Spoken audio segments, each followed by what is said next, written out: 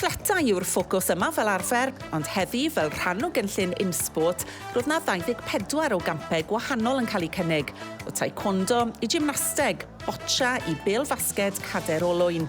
Y cwestiwn mawr i'r rhai yma felly oedd ble i ddechrau. Fy hoff beth yw beics. Pam? Achos maen nhw yn hwyl.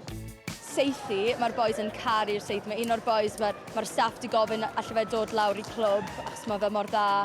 Mae'r rygbi, maen nhw'n dwlu ar y rygbi hefyd, maen nhw gyd nhw'n chwarae nawr. Basically, maen nhw jyst i bod yn neud bach o bopeth, a dyna exactly be o'n i eisiau nhw wneud.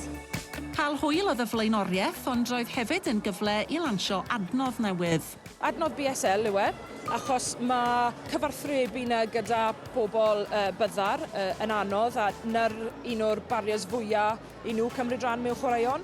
So mae'r adnodd mae fe gyda tym bach o gwybodaeth i coaches, i cynorthwyo nhw i siarad efo pobl trwy BSL, fel bod nhw'n gallu cymryd rhan mewn mwy o chwaraeon a cael yr opportunities mae pawb arall yn cael.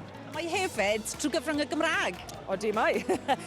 So oedd e'n bwysig i ni fel organisation di cael cynnig Cymraeg.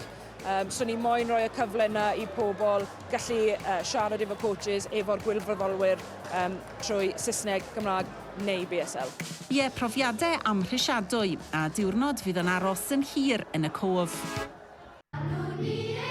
Falle bod rhain i weld fel unrhyw gôr ysgol arall, ond wrth ganu, maen nhw hefyd yn gwneud rhywbeth eitha arbennig, Makaton. Makaton? Wel, dyma ffordd arbennig i helpu rhai gyfathrebu. Rhain i falle heb leferydd, neu sy'n cael un anodd gallu siarad a chlywed. Ffordd i cyfarthrebu i siarad efo plant eraill sydd ddim gallu siarad a beth. Mae'n helpu plant bach o dda deall mwy o Cymraeg, pobl sy'n gallu siarad. Da ni wedi bod yn gwneud Makaton am tua 7 blwyddyn yn ysgol. Yn ôl y lysen Makaton UK, mae'n debyg bod rhyw 100,000 o blant yn defnyddio Makaton fel eu prif ffordd o gyfathrebu, gyda rhyw filiwn dros Bryden yn gallu ddefnyddio. Dyw Makaton ddim o reidrwydd yn iaith, ond yn hytrach yn fodd o helpu gyda chyfathrebu. Fe gafodd ei greu yma yn y Deyrnas Unedig gan Margaret Walker, arbenigwr ar leferydd nôl yn yr 1970au. A'r gair Makaton, wel, cyfuniad o enwer athrawon cynta na ddechrau i ddysgu. Margaret Walker, Catherine Johnston, Tony Cornforth. Mae'n debyg ond eto'n wahanol i iaith arwyddo.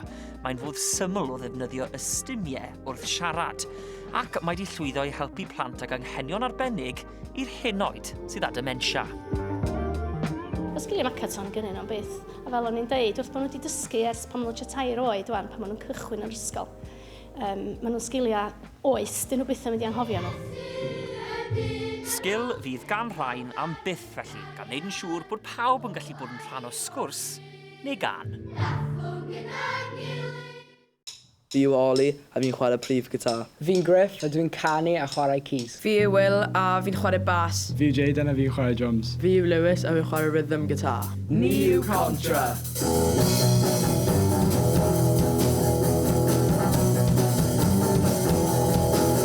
Ni wedi dechrau tua blwyddyn yn ôl fel grŵp o ffrindiau. Oedd wedi darganfod mae pawb yn chwarae offeryn a pam ddim chwarae gyda'n gilydd. So ar ôl 6 mis o just jamio, chwarae caneuon, o'n wedi dewis bod bach mwy serious a trial couple of gigs.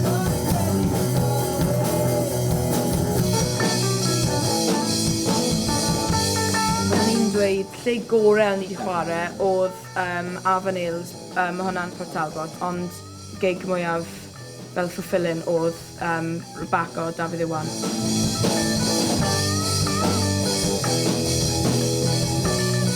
Mae fe'n bwysig iawn achos mae pobl dyddiau yma ddim yn troi i'r Cymraeg. Os mae caneuon fel hyn yn gallu mynd mas a mae pobl yn joio'r fath o cerddoriaeth, dwi'n meddwl bydde hwnna'n really helpu'r iaith. Mae lot o help mas na i bands Cymraeg. Os o'n i'n chi yn gwylio hwn, byddwn ni'n dechrau bands Cymraeg a helpu'r iaith.